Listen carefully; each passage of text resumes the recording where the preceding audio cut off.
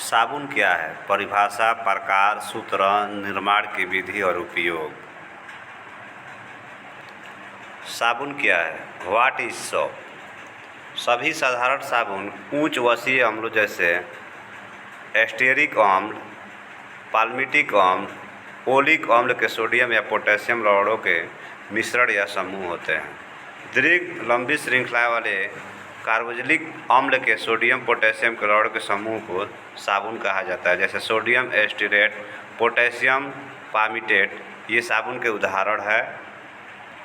साबुन में प्रयुक्त मोनोकार्बोक्सिलिक अम्ल कौन से होते हैं? देखिए, अणुभार के कार्बोक्सिलिक अम्ल इस प्रकार होते हैं: एस्टेरिक अम्ल और पाल्मिटिक अम्ल और ओलिक अम्ल। साबुन का सूत्र CH2COOC 17H35 CH2OH। साबुनीकरण किसे कहते हैं? देखिए, जब भी प्राकृतिक तेल या वसा को क्षार के साथ जल अपघटित अभिक्रिया कराने पर साबुन का निर्माण होता है, तो साबुन बनाने की इस प्रक्रिया को साबुनीकरण कहते हैं। साबुन जल में विलय होते हैं। साबुन के प्रकार: साबुन दो प्रकार के होते हैं: कठोर साबुन, मृदु या मुलायम साबुन। कठोर साबुन वे साबुन जो उच्च वसीय अम्लों के सोडियम लवण होते हैं, उन्हें कठोर साबुन कहते हैं। इन्हें बनाने में कास्टिक सोडा का प्रयोग किया जाता है। इसका उपयोग कपड़ा धोने में किया जाता है। ये जल के साथ कम झाग बनाते हैं। मृदु या मुलायम साबुन वे साबुन जो उच्च वसीय अम्लों के पोटेशियम लवण होते हैं, उन्हें मृदु या मुलायम साबुन कहते हैं। इन्हें बनाने में कास्टिक पोटाश का उपयोग किया जाता है। इसका उपयोग नहाने में किया जाता है। ये जल के साथ अधिक झाग बनाते हैं। साबुन का वर्गीकरण: प्रसाधन साबुन, पारदर्शी साबुन, औषधीय साबुन, जल में तैरने वाला साबुन, दाढ़ी बनाने वाला साबुन, धुलाई करने वाला साबुन।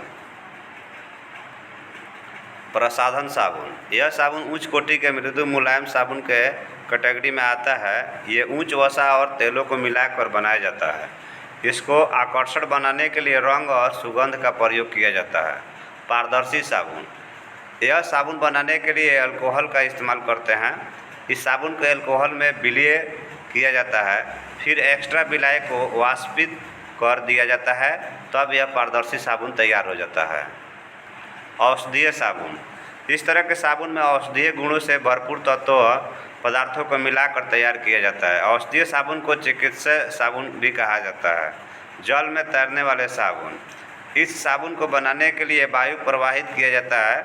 इसमें वायु के छोटे छोटे बुलबुलों को कठोर होने से पहले विस्फंदित कर दिया जाता है और यह जल में तैरने वाला साबुन बनकर तैयार किया जाता है। दाढ़ी बनाने वाला साबुन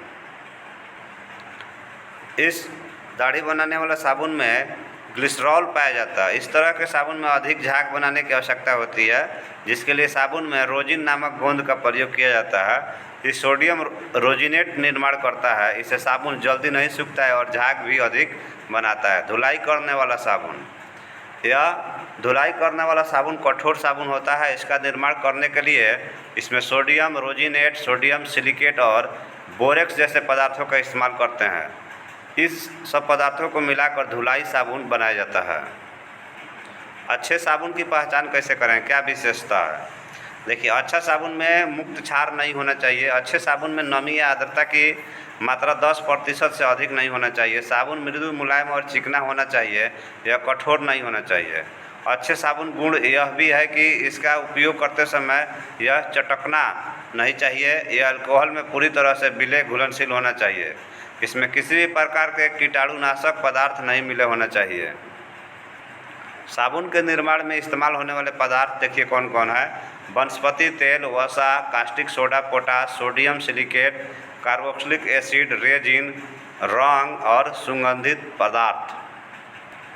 साबुन बनाने की विधि: साबुन बनाने की 3 विधियाँ हैं: गर्म विधि, ठंडा विधि और आधुनिक विधि। गर्म विधि: इस विधि में एक बड़े बर्तन में तेल या वसा को कास्टिक सोडा के घोल में मिलाते हैं और धीरे धीरे उबालते हैं। यह प्रक्रिया तब तक की जाती है जब तक साबुनीकरण की प्रक्रिया पूरी न हो जाए। इसके बाद इसमें नमक का संतृप्त विलयन डाला जाता है। इससे साबुन नमक के घोल के ऊपर तैरने लगता है और ग्लिसरीन इस घोल में घुल जाता है। नमक के घोल में घुले हुए ग्लिसरीन को स्पेंट कहा जाता है। इस व्यापारिक मात्रा में ग्लिसरीन बनाया जाता है और फिर से कास्टिक सोडा के घोल में उबालकर साबुनीकरण की प्रक्रिया को पूरा कर देते हैं। अब इस साबुन को धोकर सोडा, क्षार और नमक को हटाकर निकाल दिया जाता है और सुखा दिया जाता है।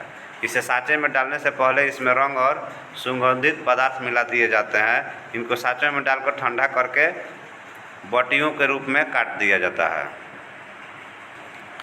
ठंडा विधि। साबुन बनाने की इस विधि में तेल और वसा को मिलाकर हल्का गर्म करते हैं, फिर इसमें सांद्र कास्टिक सोडा डालकर मिलाते हैं। जब ये अच्छी तरह से मिला दिए जाते हैं तो इनको ठंडा करके सांचे में ढालकर 2 दिन के लिए रख देते हैं। 2 दिन के बाद यह सूख कर कठोर हो जाता है। फिर इनको सांचे से बाहर निकालकर बटियों के रूप में जमा कर काट लिया जाता है। इस तरह ठंडी विधि से साबुन तैयार किया जाता है। साबुन बनाने की आधुनिक विधि। इस साबुन बनाने की आधुनिक विधि में उत्प्रेरक का इस्तेमाल किया जाता है। यह आधुनिक विधि को हाल में ही विकास किया गया है। इसमें दाब की उपस्थिति में उत्प्रेरक को मिलाकर गर्म जल के साथ वसा और तेल को अपघटित किया जाता है। साबुन के उपयोग। इसका उपयोग शरीर को साफ करने और कपड़े धोने में किया जाता है। यह दाढ़ी बनाने के बाद उपयोग होता है, जो त्वचा को साफ मुलायम बनाता है। औषधि मुक्त साबुन चर्म रोगों में उपयुक्त होता है।